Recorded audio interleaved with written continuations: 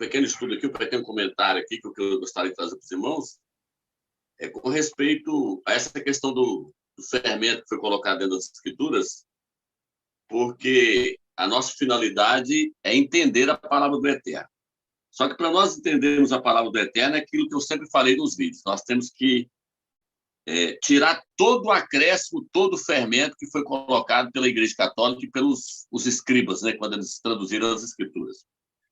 E aí a única maneira de nós entendermos a palavra do Eterno, nós temos que tirar esses fermentos, porque, lamentavelmente, o cristianismo aí, o catolicismo romano, com as denominações evangélicas, eles não fazem esse tipo de coisa. Eles pegam a Bíblia, como disse um certo padre, eles pensam que ela caiu do céu já formada, desse jeito. Por exemplo, essa Bíblia de Jerusalém, eu já fiz vários comentários aí mostrando que ela tem 7 livros a mais. Porém, quem ajuntou esses livros? Foi a própria Igreja Católica, foram os bispos da Igreja Católica que ajuntou todos esses livros. Antes, a Bíblia não era assim. Nós já estudamos sobre isso, nós já vemos sobre isso, que a Bíblia ela era formada por pergaminhos.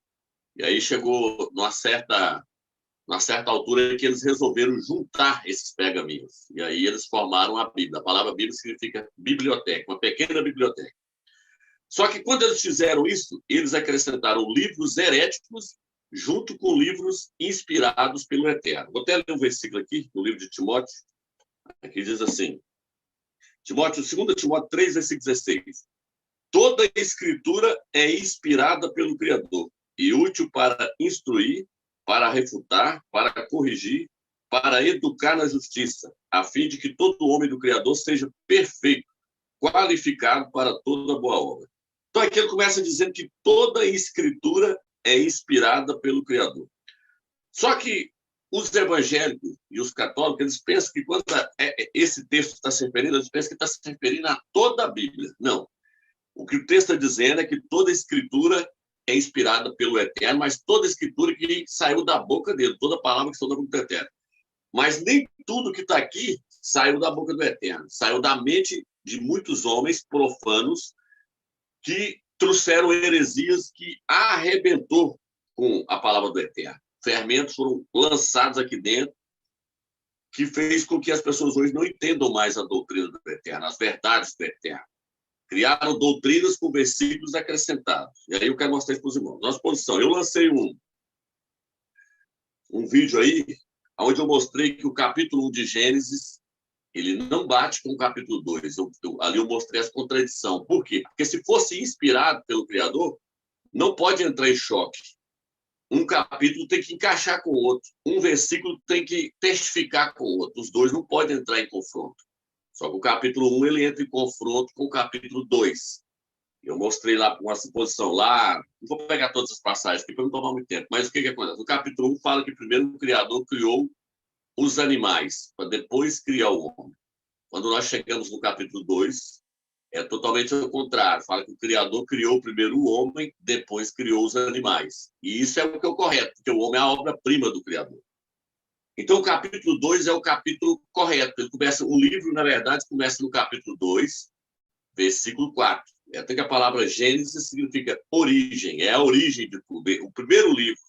E esse livro, então, quando ele começa no capítulo 2, versículo 4, ele começa totalmente diferente do capítulo 1. O capítulo 1 fala, no princípio criou Deus os céus e a terra. Aí já está totalmente errado. Por quê? Qual o Deus que criou? Foi Alá, foi Buda, foi Hare Krishna? Mas quando nós chegamos no capítulo 2, vai dizer, no princípio, Iau criou os céus e a terra. Aí aparece o tetragrama. E aparece logo de cara o nome do Eterno. Eu já até falei disso em um vídeo aí que eu lancei aí, no canal aí. Então a gente vê que o capítulo 2, ele é inspirado pelo Eterno. Tudo ali encaixa perfeitamente. No capítulo 1, tem até uma heresia aí que eles pregam que o homem ele era macho e fêmea. Eles baseiam em cima do capítulo 1, versículo 27. Fala, no princípio, criou o Criador homem e mulher. E aí o texto já está fora. Primeiro, o que está correto é no capítulo 2. Só que primeiro o Criador criou o homem, depois tirou da costela do homem, tirou uma costela do homem e fez a mulher. Tem todo ali um trabalhar do Criador e uma revelação do Eterno. Então, o capítulo 1, ele é totalmente contraditório. Se a gente não pegar o capítulo 1 e lançar fora, ele não vai entender o resto da escritura, ele vai ver ela entrando em choque. Por exemplo, o capítulo 1 lá, eu já mostrei isso em outros vídeos. Ela fala que quando o Criador criou a terra, ele fez com que a terra saísse de dentro da água. Mas quando a gente chega no livro de Provérbios, capítulo e Jó, a gente consegue ver que entra em choque. Que não é a terra que sai de dentro da água, é a água que sai de dentro da terra. É ao contrário. Vou ler aqui um versículo, depois eu vou ler em casa. Jó, capítulo 38, versículo 8, diz assim: quando o mar jorrou do ventre da terra, quem foi que fechou os portões para segurá-lo? Aí, aqui agora nós já conseguimos ver a criação do Eterno. O capítulo 8 está falando da criação do Eterno, está falando que os anjos, as estrelas aplaudiam o Eterno quando ele estava criando a terra. Só que o texto aqui está dizendo que primeiro o Eterno criou a terra e depois fez a água sair de dentro da terra. O que eu estou dizendo? Quando o mar jorrou do ventre da terra, o mar é que saiu de dentro da terra. Não foi a terra que saiu de dentro do mar, igual está no capítulo 1. Então, quando a gente fala isso com os evangélicos, com os católicos, eles não querem aceitar porque eles não querem admitir que a Bíblia foi fermentada. E se nós não tirar o fermento, nós nunca vamos entender as revelações e as verdades do Eterno que estão contidas na sua palavra. Por isso que o Eterno fala que nós temos que chegar ao pleno conhecimento da sua palavra, pleno conhecimento das suas verdades. Mas, para isso, nós temos que lançar fora o fermento. Então, aqui nós conseguimos ver que o livro de Jó e o livro de Provérbios, eles desmascaram o capítulo 1. Eu vou mostrar nesse estudo aqui para os irmãos, depois os irmãos vão ter que pesquisar, correr atrás também, serve até para poder testificar para outros irmãos. Igual nós lemos esse dia para trás, nós fizemos um estudo aí mostrando que as mulheres elas devem participar das reuniões, devem falar nas reuniões. Por quê? Porque o capítulo de Coríntios, capítulo 14, versículo 34 e 35, é um acréscimo, onde fala que as mulheres têm que ficar caladas. Então, isso tudo gera heresia, gera mentiras. A pessoa não vai conseguir entender a palavra do Eterno se não lançar esses acréscimos para fora. E aí, o que acontece? Então, deixa eu pegar aqui outra passagem aqui. Vou ler aqui. Terminar de ler aqui. Jó, capítulo 38, versículo 8 em diante. Diz assim: quando o mar jorrou do ventre da terra, quem foi que fechou os portões para segurá-lo? Fui eu que cobri o mar com as nuvens e o envolvi com a escuridão. Marquei os seus limites e fechei com trancas as suas portas. Então o Eterno determinou, falou, o mar vai encher, ele é uma bacia, tá? É uma bacia de água. E foi enchendo até chegar no limite, até foi só até aí que é para encher. Não é para ir mais adiante. Então, aí mostra que quem saiu de dentro da terra foi a água, e não a terra de dentro da água. Em Provérbios, capítulo 8, versículo 29, diz assim: quando ordenou as águas que não subissem além do que havia permitido. Então, o Eterno, ele determinou que a água ia subir até certa altura. Depois, era para ela parar. Então, quem está saindo de dentro de quem aqui? É a água saindo de dentro da terra, e não a terra saindo de dentro da água. Só mostrando aqui para os irmãos, mais uma vez, essas contradições que tem que ser lançado fora. O capítulo 1, se não lançar fora, nós não vamos entender o restante das escrituras, não. Tem que ser lançado fora. Ele fala que o Eterno criou a terra em 6 dias. Para o Eterno não existe tempo, não existe dia. O Eterno criou, nós não sabemos qual é o tempo que ele levou, mas para ele não existe dia, não existe tempo. E lá fala que ele descansou de toda a sua obra. O Eterno não se cansa. O Isaías fala que não se cansa nem se fadiga. Aí, quando nós chegamos no capítulo... Vou pegar todas as passagens que estão aí de Colossenses, porque eu já falei sobre isso em outros vídeos. Mas quando nós chegamos no capítulo de Êxodo, isso aqui eu já falei sobre isso em outro vídeo. O versículo 14 dá margem para os pastores e para os padres e para os teólogos dizerem que o nome do Criador não tem importância. Porque lá no livro de Gênesis, no livro de Êxodo, capítulo 3, versículo 14, diz que quando Moisés perguntou o nome para o Criador falou: eu sou o que sou. E te enviou, e é assim que eu serei conhecido. Só que o versículo 14, quando nós olhamos no rodapé da Bíblia de Jerusalém, ele é um acréscimo. Então o Eterno falou nada disso, eu sou o que sou, não. Quando Moisés perguntou o nome, aí você tira o versículo 14 e já vai direto para o versículo 15. Moisés pergunta, qual é o seu nome? O que eu vou dizer para os israelitas quando eu for lá pregar para eles? Aí o Eterno fala escancaradamente, ele até fala, eu sou Iau, e é assim que eu serei conhecido de geração em geração. Então o que acontece? Esses acréscimos fazem com que as pessoas criem heresias e deixam de dar importância a certas doutrinas que nos levam até a verdade. Igual esse versículo aqui, por exemplo. Não, o Eterno falou, eu sou o que sou, e é assim que eu serei conhecido. Então, está lá, está escrito. Está escrito nada, isso aqui é um acréscimo, um fermento, introduzido provavelmente por um rabino. Então, foi acrescentado. Os rabinos, quando eles estavam traduzindo as escrituras, eles colocavam a opinião deles na margem do texto. Depois vinha outro rabino para poder traduzir novamente aquele pergaminho. Ele pegava aquilo que estava na margem do texto e arrastava para dentro da escritura, como se aquilo pertencesse às escrituras. E foi com isso que foi fermentando. Por isso que Alcha também falou, acautelai-vos do fermento dos fariseus. E eles deturbaram também parte das escrituras, tirou o nome do Eterno, colocou o Senhor, fez várias coisas que nós já vimos. Então, o que acontece? Deixa eu ver se eu acho uma outra passagem aqui, que eu até comentei um dia sobre isso. Por exemplo, no livro de Lucas, Atos, capítulo 8, uma vez que eu li sobre isso, e aí eu fiquei encucado. Quer ver? Deixa eu ver se eu acho aqui a passagem. Atos, capítulo... Deixa eu só ver aqui o versículo aqui.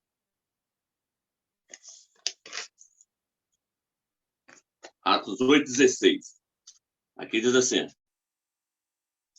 Vou pegar o versículo 14 diante. Os apóstolos que estavam em Yalchalã, tendo ouvido que Samaria acolhera a palavra do Criador, enviaram-lhes Pedro e Alrana, Cafos e Alrana. Estes, descendo até lá, oraram por eles, a fim de que recebessem o Espírito Santo, pois não tinham descido ainda sobre nenhum deles, mas somente haviam sido batizados no nome de Yalcha.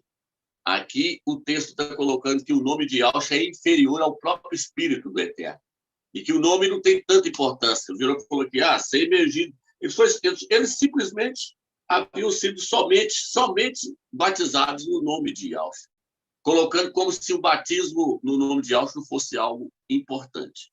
Então, quando a gente corre atrás, que a gente vai pegar os textos originais, deixa eu ver se eu tenho aqui.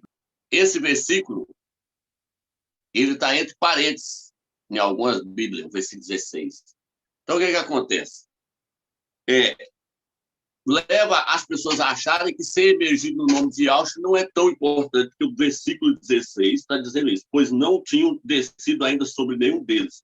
Falando que o Espírito Santo ainda não tinha descido sobre nenhum deles, mas somente haviam sido batizados no nome de Yalcha. Uma que quando a pessoa é emergida no nome de Yalcha, automaticamente também ele é selado com o Espírito do Eterno. Porque o Espírito do Eterno, ele trabalha junto com o nome do Mashiach.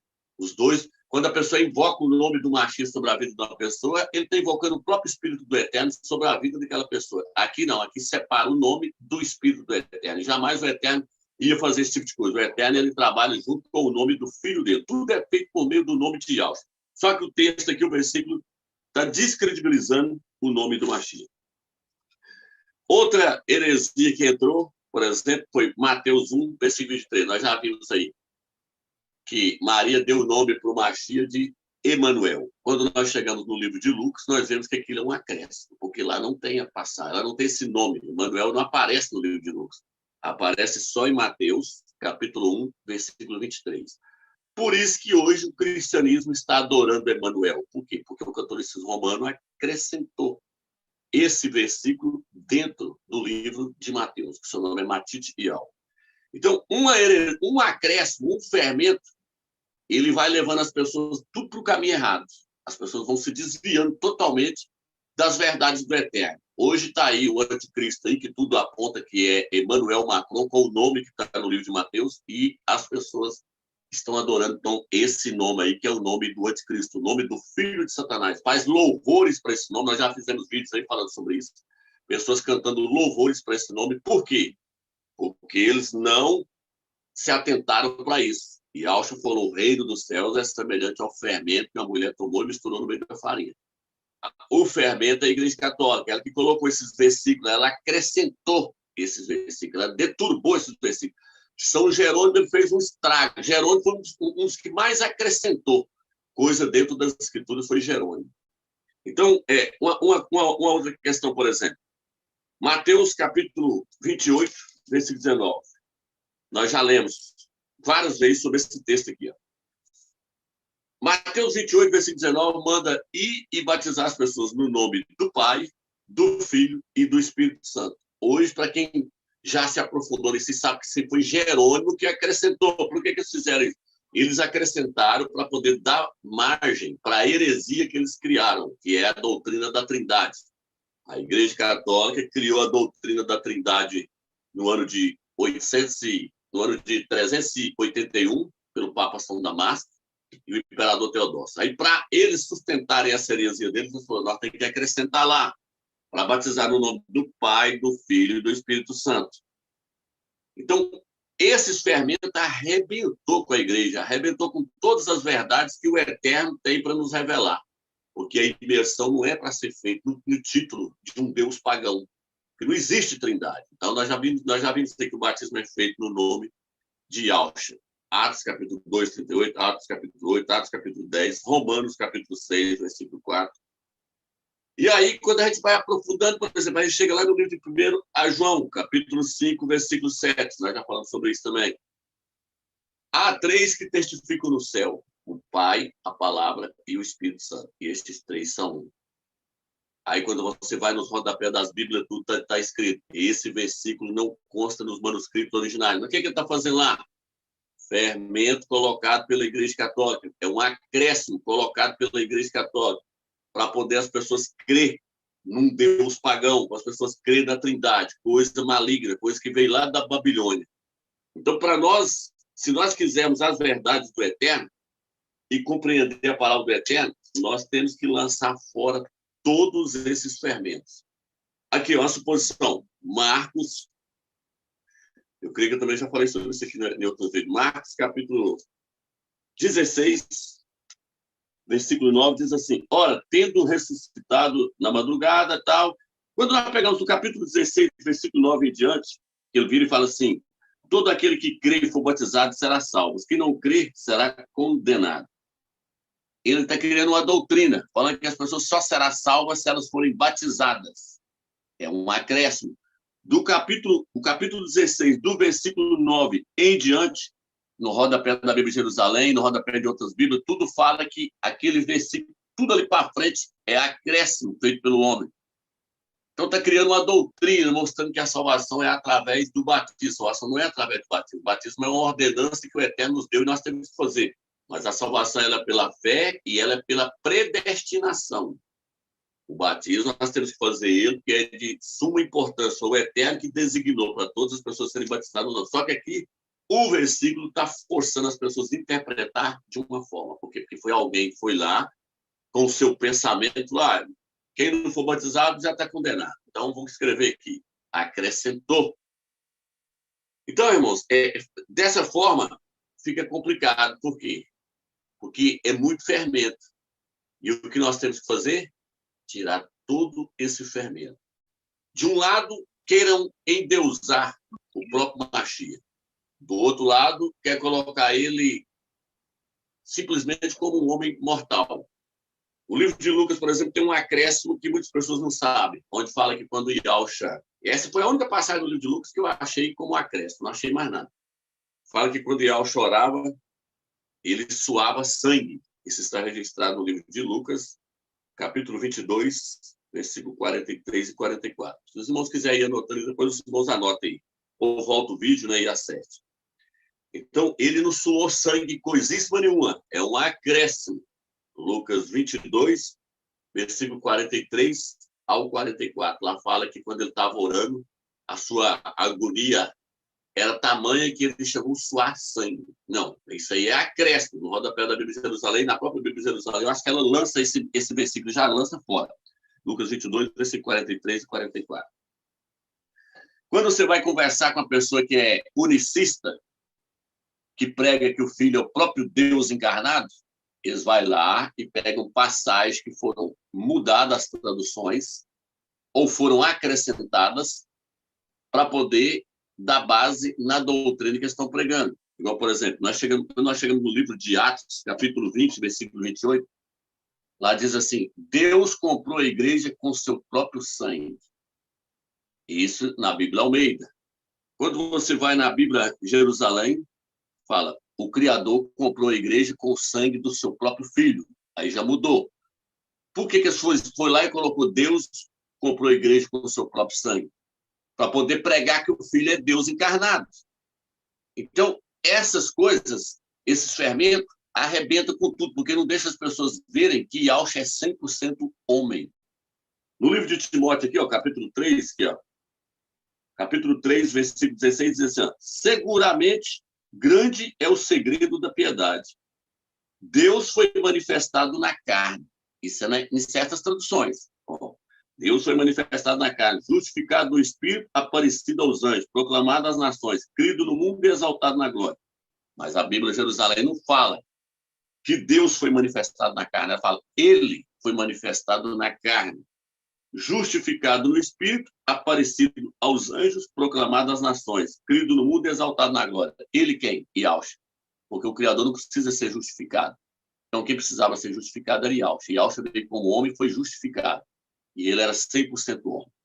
Então, eu estou mostrando para os irmãos o quanto o fermento ele arrebenta com as pessoas e não deixa as pessoas enxergar quem é o verdadeiro Machia, se o Criador é 3 ou se ele é 1, qual é o nome dele, porque tirou o nome dele, foi deturbando tudo, foi corrompendo tudo. Então, o cristianismo, do jeito que eles pegam a Bíblia aqui, eles lêem ela inteirinha e falam, não, aqui está tudo aqui, ó, que nós precisamos. Tá? Aqui é 100% inspirado pelo Eterno. Não é dessa forma. Primeiro que na Bíblia de Jerusalém tem 7 livros a mais, livros que mandam rezar para morto, manda você pedir oração para quem já morreu. Aí vem o salmista e fala que não adianta mais orar para quem já morreu. Se foi salvo, está salvo. Se não foi, já está condenado.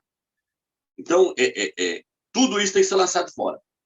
A Escritura, ela não caiu do céu de paraquedas, prontinha do jeito que está aqui. Ela foi ajuntada pelos homens, e homens malignos, como Constantino. Por quê? Porque Constantino queria ter o domínio no seu império, ali no Império Romano. Então, o que ele fez? Ele adotou o cristianismo e adotou todo aquele paganismo. Por isso que o quarto evangelho, o que eu falo que o quarto evangelho tem que ser lançado fora, é por causa disso aí. O quarto evangelho, ele endeusa o Salvador. Coloca, um que não é o Salvador, né? Mas ali ele criou um personagem que é o próprio Deus encarnado na Terra. E aí tem que ser lançado fora. Senão nós não vamos chegar ao conhecimento da verdade. Uma suposição. Eu falei sobre a doutrina da ressurreição no livro de Mateus. Quando eu trouxe aquele estudo falando sobre a superior ressurreição, eu citei Mateus capítulo 27, porque lá fala que na hora que Yahshua, ele bradou lá no madeiro, que ele morreu, que ele entregou o espírito dele, no livro de Mateus lá fala que os túmulos se abriram e os mortos ressuscitaram e entraram dentro da cidade, e muitas pessoas viram os mortos que haviam ressuscitado e entrado lá dentro da cidade de Yahshua. Tudo mentira. Não existiu nada daquilo ali. O livro de Lucas não fala que na hora que Yahshua morreu, ressuscitou morto. Não, ele não fala nada disso, porque o livro de Lucas é o mais confiável de todos eles. Hoje eu só achei esse acréscimo aí, que foi aonde fala que Yahshua suou sangue. Mas aí a Bíblia de Jerusalém já joga para fora. Ela nem coloca isso no texto, não. Então, o livro de Lucas não narra que na hora que Yahshua morreu, os mortos ressuscitaram. Por quê? Porque se narrar, já não é inspirado mais pelo Eterno, está entrando em choque. Porque na hora que Yahshua morreu, se na hora que Yahshua morreu, os mortos ressuscitaram, então aqueles mortos ali são os primeiros a ressuscitar, e não Yahshua. Só que aí a hora que nós chegamos no livro de Atos, capítulo 26, versículo 23, fala, Yahshua foi o primeiro e o único a ressuscitar dentre os mortos. Então ninguém não ressuscitou até hoje. Então aquilo ali é mentira. Lázaro não ressuscitou. Tudo mentira. Tudo foi acrescentado para poder não deixar as pessoas entender a doutrina da ressurreição. Que quem vai ressuscitar são só os crentes. Os ímpios não vão ressuscitar. Mas para a gente entender isso, tem que lançar tudo isso fora. Para nós entendermos que Yahshua foi o único a ressuscitar dentre os mortos, que ele é a primícia da ressurreição dos mortos. Ele foi o primeiro e o único. E aí, então, depois nós vamos entender o que é a superior ressurreição, o que é uma ressurreição comum. Só dessa forma para nós entendermos as Escrituras. Teve até não sei se foi hoje que eu vi num grupo aí, um irmão colocando lá, foi o irmão que colocou um vídeo lá. Ele usando um vídeo aí de um rapaz aí, de um canal aí, onde pega no livro de Mateus 12, que Yahshua fala assim, não será dado para vós nenhum sinal a não ser o sinal de Jonas, porque assim como Jonas ficou 3 dias e 3 noites no coração da terra, assim como Jonas ficou 3 dias e 3 noites na barriga do peixe, do grande peixe, o Filho do Homem há de ficar 3 dias e 3 noites no coração da terra. Eu já mostrei que essa passagem do livro de Mateus, capítulo 12, é um acréscimo. Por que é um acréscimo? Porque Yahshua morreu na sexta, ficou a noite da sexta, a noite do sábado e ressuscitou domingo de manhã. Então, como é que Yahshua falou? Assim como Jonas ficou 3 dias e 3 noites na barriga do grande peixe, o Filho do Homem vai ficar 3 dias e 3 noites no coração da terra. Cadê a outra noite? Então, as escrituras elas não podem entrar em contradição, senão não é a palavra do Eterno. A palavra do Eterno ela tem que testificar. Uma passagem tem que se encaixar perfeitamente com a outra. Tudo foi deturbado, a palavra foi deturbada, os calendários foram deturbados, tudo foi corrompido para esconder de nós as verdades do Eterno.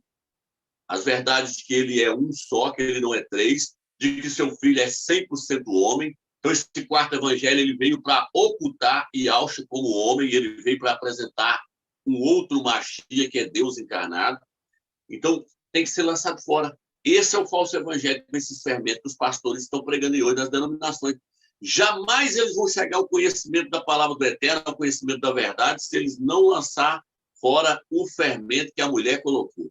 Se eles não lançar fora o fermento da Igreja Católica. Jamais um crente vai chegar ao pleno conhecimento da verdade se ele não cair em si e entender que a palavra do Eterno foi corrompida. E Yahshua falou que isso ia acontecer.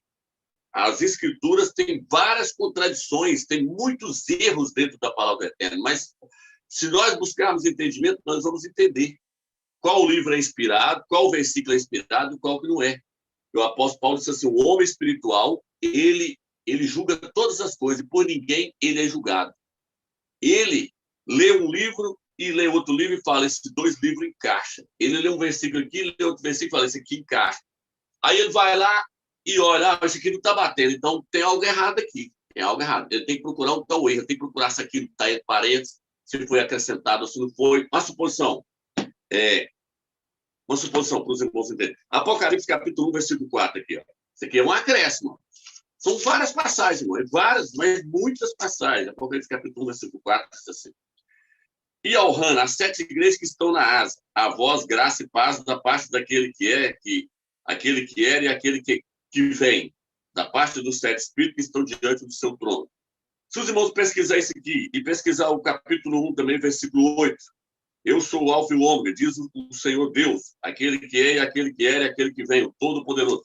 Se os irmãos buscar a fundo isso aqui, quem acrescentou isso aqui foi São Jerônimo e aquele outro pai da igreja lá atrás, lá, como é que é o nome dele aqui? Eu estou tentando ver se eu consigo lembrar o nome. É um dos pais da igreja lá atrás, lá. Foi eles que acrescentaram esses 2 versículos. E mesmo assim aqui ainda está traduzido errado. A tradução correta é aquele que era, que é e que será. O Criador é aquele que era, que é e sempre será. Não é aquele que vem. Mas mesmo assim foi introduzido aqui dentro. Esse versículo não consta nos manuscritos originais. Ele foi acrescentado pela Igreja Católica. Então, são várias passagens que nós temos que buscar entendimento do Eterno e olhar, ver se elas estão entre parênteses e lançando fora. Mas, graças ao Criador, hoje nós já vamos pegando as escrituras e já sabemos na hora o que foi acrescentado e o que não foi. Falta muito pouca coisa para ser lançado fora. Mas quanto mais nós pudermos chegar na perfeição do que é verdade, do que é mentira, é o que o Eterno quer. Ele quer que esses fermentos sejam lançados fora para que nós possamos pregar uma palavra sem fermento, pura, sem heresia, sem esses enganos, esses engodos da Igreja Católica, igual, por exemplo, por que quando eu vi que Yahshua não era o próprio Deus encarnado, eu falei, mas como é que faz com os versículos onde fala que os apóstolos vinham e adoravam aos pés dele?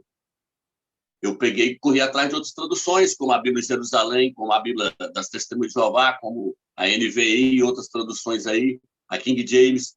Então, essas traduções, elas vai lá e colocam, eles prostavam diante de Yahshua. Ah, Romilson, mas não faz diferença. Faz diferença porque senão você está debaixo de idolatria. Você está adorando o homem no lugar do Criador. Você vai estar enquadrado ali no livro de Romanos, capítulo 1, fala assim, eles trocaram a verdade do Criador pela mentira, adorando e servindo a criatura no lugar do Criador. Quem é que está fazendo isso? O cristianismo em peso. Está adorando a criatura, o Filho do Eterno, no lugar do próprio Eterno.